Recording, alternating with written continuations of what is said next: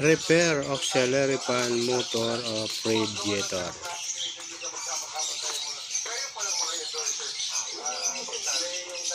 Carbon brush ang papalitan.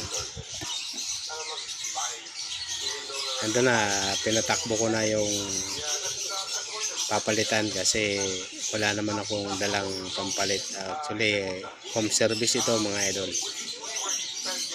Nag-overheat ang kanyang Toyota Corolla XL.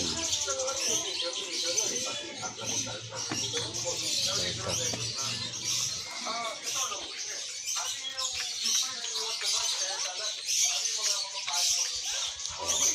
Toyota Corolla XL. Nag-overheat. Pinapapalitan ko na din ang water jacket at saka bypass hose. Water